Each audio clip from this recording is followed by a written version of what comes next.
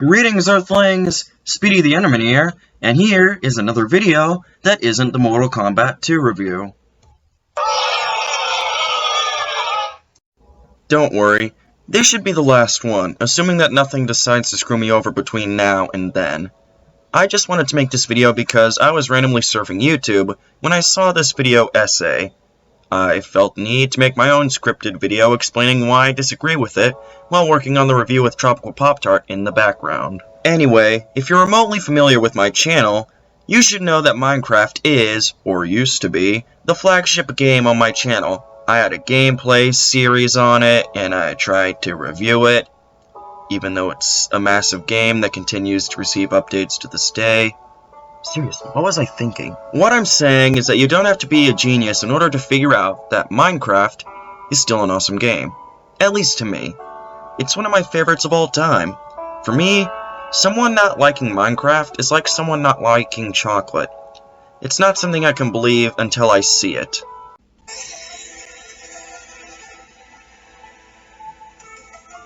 Alright, before you call me a closed-minded little garlic ball, I don't intend to attack the Tekkit realm. This video is just meant to be an expression of my opinion and an explanation of why I disagree with the points made by the Tekkit realm. Are y'all cooled off yet? Yes? Okay, cool, let's start.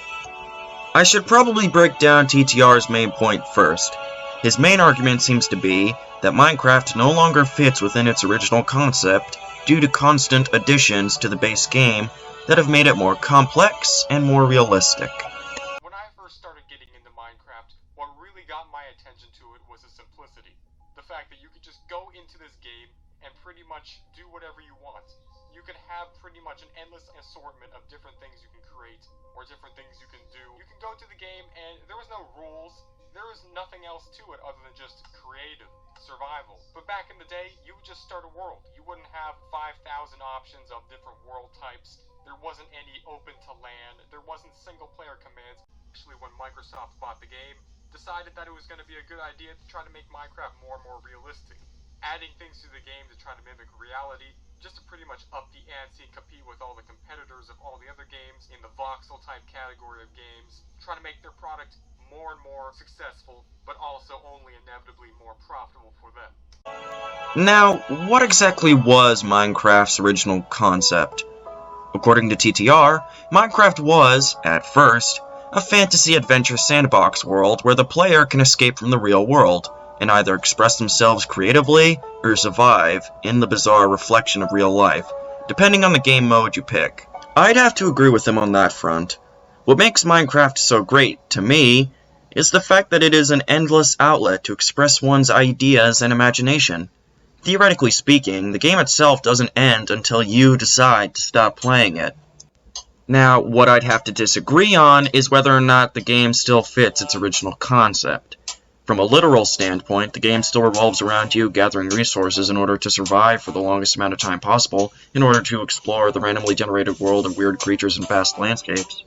From a psychological standpoint, I still believe that Minecraft is a world one can be lost in. The new additions to the game only serve to make the world grander and more full of life. New biomes to explore, new animals to observe, new weapons to craft and use, new structures to conquer, and new blocks to build with. These kinds of things don't go against the original idea of Minecraft because they encourage the player to explore more of the world, and they add more to do. Let's look at a specific example. Before ocean temples were added, and before Update Aquatic, what reason was there to explore the ocean? It used to be a barren landscape of gravel and sand covered in water. The only real purpose it served was to give the player an easy way to sail around islands, and boats weren't always in the game. But now look at it. Not only is it nicer to look at, but it now has sunken ships, lost ruins, and giant labyrinths, along with a new underwater mob that you'll have to worry about while sailing. There are also new mechanics involving magma blocks and soul sand underwater, and 2 new animals, turtles and dolphins. I could go on, but to summarize, all of these changes give the player a reason to explore the ocean. They add to the world the player can get lost in, and that's just one example. Killing the Ender Dragon is one of the most consistent goals of any survival world. and such a quest wouldn't exist without the idea of other dimensions in Minecraft. Sure, not every update had much of a point, like the recent B update, but I'd argue that most updates to the game ultimately serve the purpose of giving the player more to see and more to do. While I do agree that Minecraft didn't inherently need these updates, I can't agree that they take away from what makes Minecraft special. But adding meaningful content is only half of the battle. Anyone can add content to the game if they have the means to do so, more on that later. The fellows over at Microsoft also need to make sure that what they're patching into the game fits the theme of Minecraft. Earlier I mentioned that Minecraft has a fantasy theme, specifically medieval fantasy, what with its dragons, metal armor, rideable horses, etc.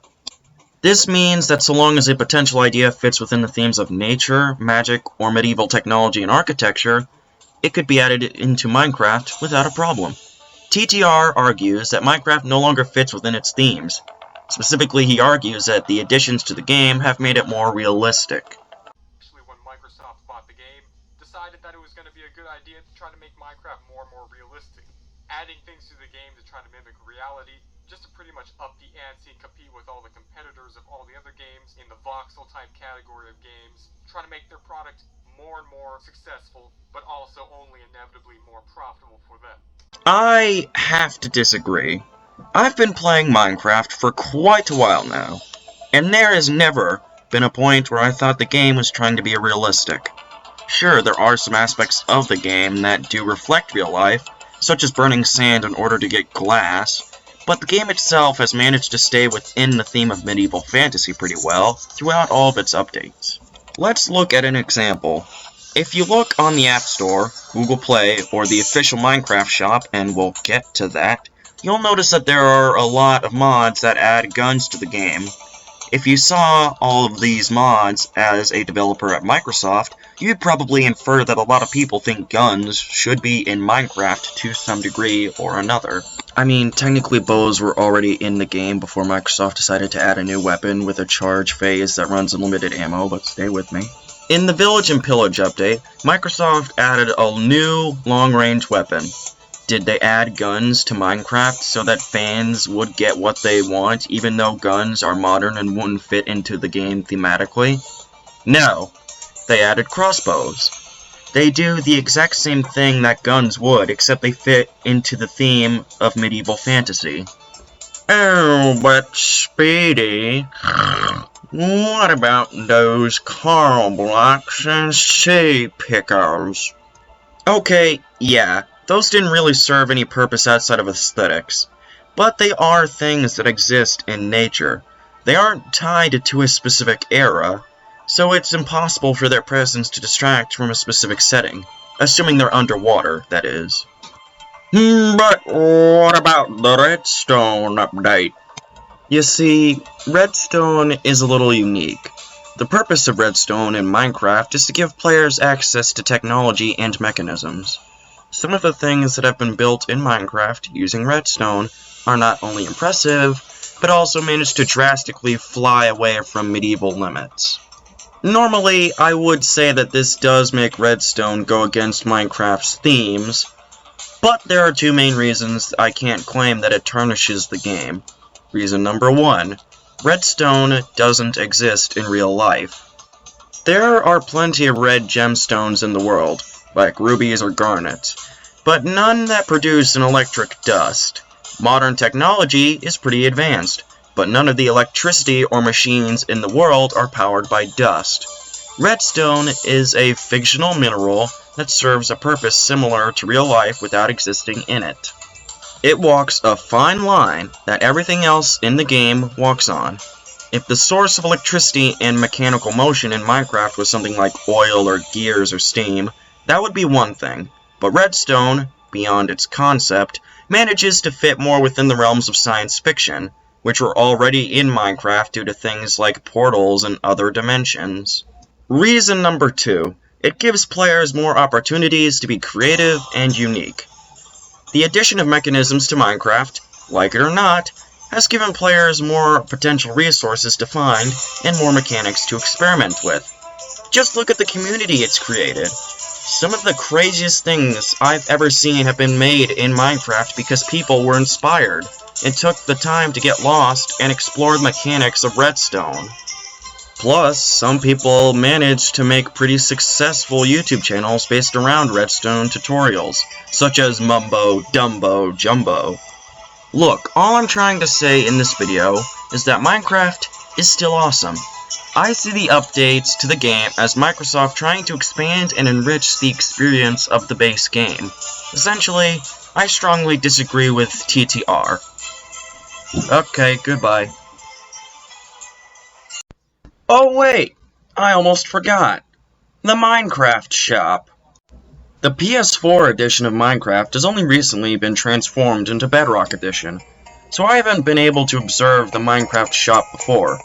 But now I can, and weirdly enough, TTR talks about it as well. And when they realized that the game itself was no longer good enough, they had to add in certain things within the game, which inevitably turned it into nothing more than an in-app purchase center fest. Random stores to sell random things within the game. No one really understood what was going on. You can now purchase different servers, you can purchase random things in the homepage. Everything became more complicated. It was no longer quite simple, cut and dry. You can no longer just make your Minecraft account and play the game. You had to go through a whole step process. Yeah, I'm kinda mixed on the shop myself. On one hand, it solves the potential problem that Minecraft could have ran into without it. With all of the additions Microsoft is making to Minecraft, it's inevitable that there will be some people who want things in the game that don't fit in with its themes. The shop allows players to add mods to the game that make such bizarre changes. You want cars in Minecraft? Boom. You want guns in Minecraft? Boom. Planes, mini-games, new worlds to explore, new skins. The shop exists so that Microsoft can add thematic things to Minecraft, while the players can still play their preferred version of it. On the other hand, the shop can be confusing for people who haven't used it before, and there isn't a way to get the currency for the shop without buying it. That kinda sucks. You know, after really thinking about it and analyzing everything that there is, I just don't see how anyone could believe that the updates and changes to Minecraft have made it worse.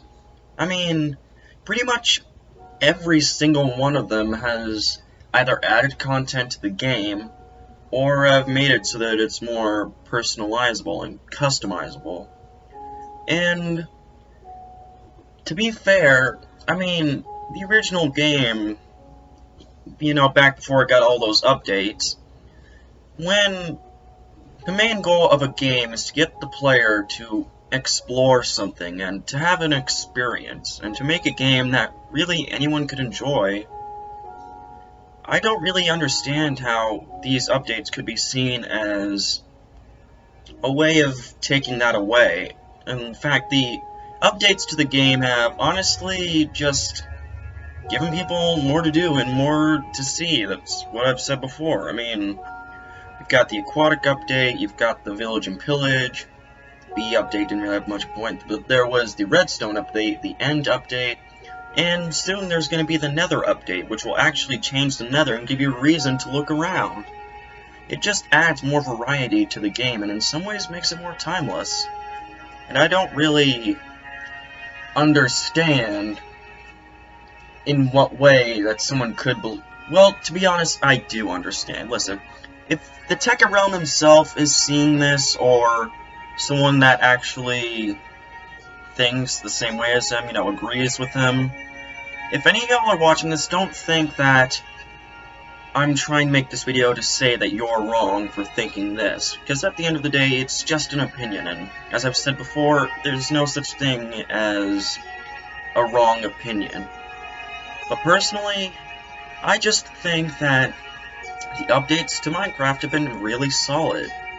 And in an age where video game companies seem to care more about what makes the most money and giving people what they think they want, I actually find it really charming how the folks over at Microsoft, and originally Mojang, seem to care more about giving people what they actually want and making changes to the game that fit within its themes. I mean, at least if they don't think of that more than what makes the most money, at least they seem to equally think of that, which is more than what you can say for companies like EA or Blizzard or companies like that, if I'm being honest. But anyway, that's all I really have to say on this subject, and I actually wanted you guys to go into the comments and let me know what you think about this. Do you think Minecraft has gotten better? Do you think it's gotten worse? Do you think it's stayed just about the same ever since it first released? Tell me in the comments and explain why you think that, because I actually find it really interesting how two people can look at the exact same thing and get two completely different ideas of what it's like or the actual general quality of it. And, yeah. So, that's all I really have to say. Hopefully, they continue to make Minecraft better. And if you enjoyed this video, then know that I post all kinds of videos like this, you know, like little rants. Mostly they're unscripted, but sometimes in cases like these, I do scripted videos. But that doesn't matter now, because I've said all I have to say. And next stop, we're going to look at Mortal Kombat 2, the Genesis version, with another YouTuber and a close friend of mine, Tropical Pop-Tart. Yep, production is at full steam ahead. You know, we're going to work on it non-stop. We have no reason not to. And we've already gotten a pretty decent portion of it done, you know, like the scripting and stuff. We just need to get all the footage for the final section of it, but either way, thank you all for watching. I hope you enjoyed this video. I've been Speedy the Enderman, and I hope you all have a fantastic day. Goodbye.